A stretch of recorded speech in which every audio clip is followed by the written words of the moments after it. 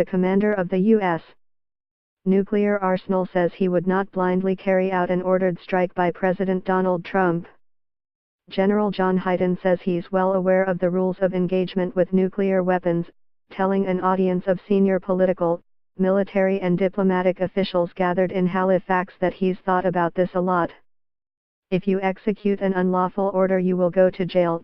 You could go to jail for the rest of your life, he said during a panel discussion at the Halifax International Security Forum. The way the process works is simple. I provide advice to the president and he will tell me what to do. And if it's illegal, I'm going to say, Mr. President, it's illegal, and you know what he's going to do. He's going to say what would be legal, and we'll come up with options, a mix of capabilities to respond to whatever the situation is, Hyten said. And that's the way it works. Tensions over North Korea's nuclear intentions remain high, and there are concerns that Trump's exchange of threats and personal insults with North Korea's Kim Jong-un makes the situation even more unstable. Hyten says his role is to provide the room for diplomacy and sanctions to work. We are ready every minute of every day to respond to any event that comes out of North Korea, he said. That's the element that has to be clear. And it is clear if Kim goes down that path, it will not end well.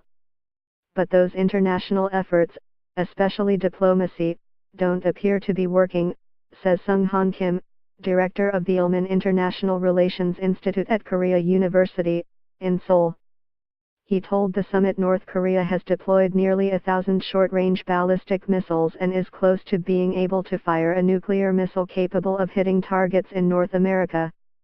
For now we are depending on the extended deterrence, the nuclear umbrella provided by the United States, he told the summit. But it's time to think about Plan B, some other alternatives, when we all agree on the fact that our diplomatic efforts have been a failure. One option is to redeploy U.S. nuclear weapons on the peninsula.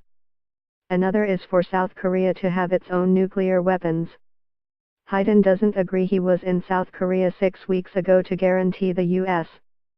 deterrent is there for them. I want to make sure that is understood by our allies because that is the best posture. In my opinion, the more nuclear weapons we have in the world, the less secure the world is. That said, Hyten warns the Americans' nuclear capabilities are aging, and will need to be replaced in the next decade or two. Our Minuteman ICBM eventually, it has to be replaced. Submarines can be built for amazing capabilities, but at some point they don't go under the water anymore because they have gone under so many times, he said. We are coming to the end of the lives of a lot of our critical capabilities. And we have to modernize.